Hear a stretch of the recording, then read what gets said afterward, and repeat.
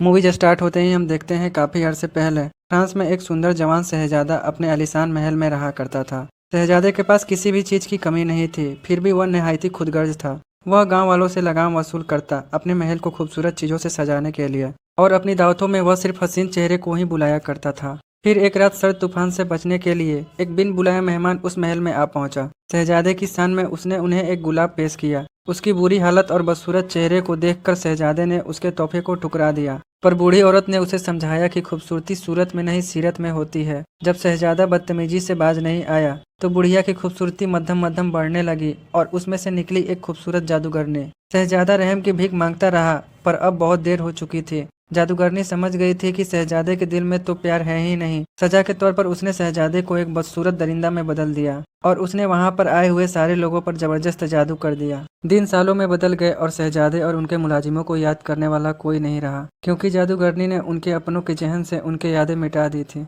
जो गुलाब उसने पेश किया था वह एक जादुई गुलाब था। अगर गुलाब की आखिरी पंखुड़ी गिरने से पहले शहजादा प्यार करना सीख जाए और बदले में कोई उससे भी प्यार करे तो उन पे किए गए जादू का असर खत्म हो जाएगा, और अगर ऐसा ना हुआ तो वह हमेशा हमेशा के लिए एक दरिंदा बनकर रह जाएगा। साल बीतते गए और मायूसी बढ़ती गई। कौन होगा जो प्यार करेगा एक दरिंदे से। इस जादुई महल से कुछ किलोमीटर की दूरी पर एक छोटा सा गांव है और इनका नाम बेल है। बेल इस गांव में अपने डैड के साथ रहती हैं और बेल को नई नई किताबें पढ़ना बहुत अच्छा लगता है।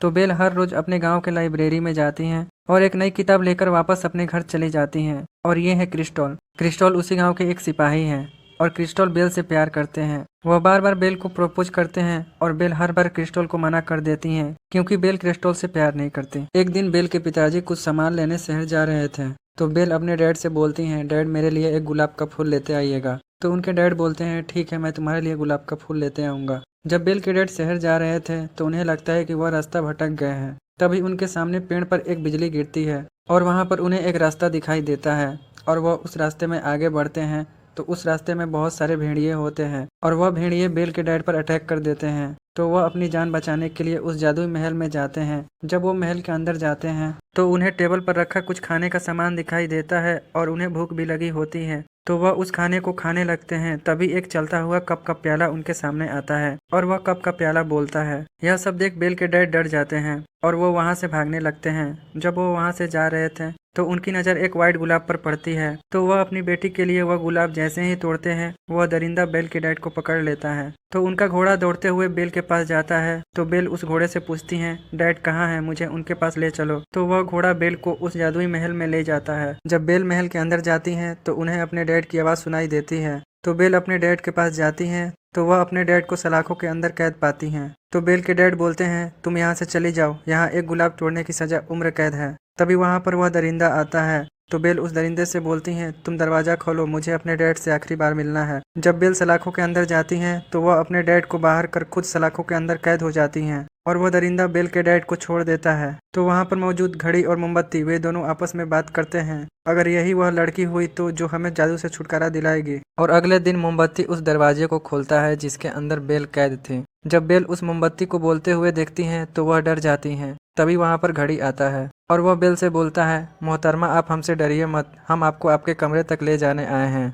कुछ देर बाद बेल उन दोनों से बातें करने लगती हैं और वे दोनों बेल को महल के सबसे खूबसूरत कमरे में ले जाते हैं और बेल को वह कमरा बहुत पसंद आता है। और बेल के डैड अपने गांव वालों के पास जाते हैं और वह अपनी बेटी और उस दरिंदे के बारे में सारी बातें बताते हैं। तो गांव वाले उन पर विश्वास नहीं करते और वे लोग उन पर हंसते हैं। तो क्रिस्टोल बोलते हैं, मैं आपकी मदद करूंगा, बताइए वह दरिंदा कहाँ है। जब वे लोग वहां जाते हैं तो उन्हें वह रास्ता नहीं दिखाई देता। तो क्रिस्टोल बेल के डैड को पागल समझ वे दोनों वहां से चले जाते हैं। और इधर जादुई महल में मोमबत्ती, घड़ी, कप वे लोग सारे मिलकर दरिंदे से बोलते हैं, हुजूर हो सकता है यही वह लड़की है जो हमें जादू से छुटकारा दिला सके, इसलिए हुजूर आप उससे प्यार से बात करें। तो वह दरिंदा बेल के पास जाता है और बेल से पूछता है, क्या तुम मेरे साथ खाना खाओगी। तो बेल साथ में खाना खाने से मना कर देती हैं। तो वह दरिंदा उस गुलाब के पास जाता है जो जादूगरनी ने उसे दिया था। तभी वहाँ एक और गुलाब की पंखुड़ी गिरती है। कुछ देर के बाद बेल वहाँ से भागने लगती हैं। जब वह रास्ते में जा रही थी तो कुछ भेड़िए बेल पर अटैक कर देते हैं। तभी वहाँ पर वह दरिंदा आता है और वह बेल की जान बचाता है,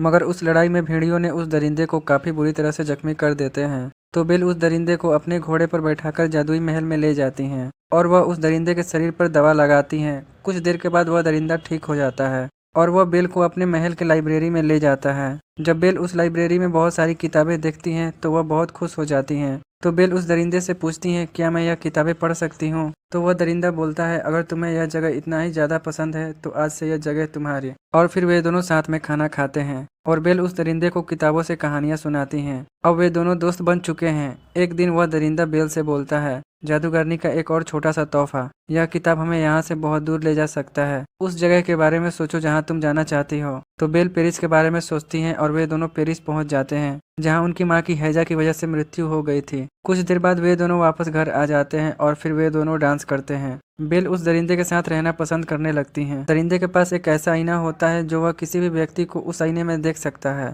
तो बेल उस दरिंदे से बोलती हैं, मुझे अपने डैड को देखना है, क्या तुम मुझे दिखाओगे? जब बेल उस आईने में अपने डैड को देखती हैं तो कुछ लोग उनके डैड को मार रहे होते हैं। तो बेल उस दरिंदे से बोलती हैं, डैड मुसीबत में है, मुझे उनके पास जाना होगा। तो वह दरिंदा बोलता है, तुम अपने डैड के पास जाओ और यह आईना भी ले जाओ। अगर कभी मेरी याद आए तो तुम इस आईने में मुझे देख लेना। तो बेल वह आईना लेकर अपने डैड के पास जाती हैं। तो गांव वाले बेल के डैड को पागल समझकर उन्हें मारते हैं। तो बेल उन गांव वालों से बोलती हैं, मेरे डैड पागल नहीं है, वह दरिंदा सच में है। अगर यकीन नहीं होता तो मैं इस आईने में उस दरिंदे को दिखाती हूँ। जब गांव वाले उस आईने में उस दरिंदे को देखते हैं तो गांव के सारे लोग उस दरिंदे को मारने जाते हैं। जब गांव वाले उस जादुई महल में जाते हैं तो क्रिस्टल उस दरिंदे को गोली मार देते हैं और वह दरिंदा पूरी तरह से जख्मी हो जाता है। तो बेल उस दरिंदे को देख रोने लगती हैं। जब बेल उस दरिंदे को आई लव यू बोलती हैं तभी वहां पर वह जादूगरनी आती हैं और वह उस दरिंदे को पहले वाले राजकुमार के रूप में वापस ला देती हैं और वहां पर मौजूद मोमबत्ती, घड़ी, वह सारे वापस मनुष्य बन जाते हैं और वे लोग अपने अपने फैमिली से मिल जाते हैं और वह सारे लोग बेल को शुक्रिया अदा करते हैं। अब राजकुमार और बेल वे दोनों साथ में रहने लगते हैं।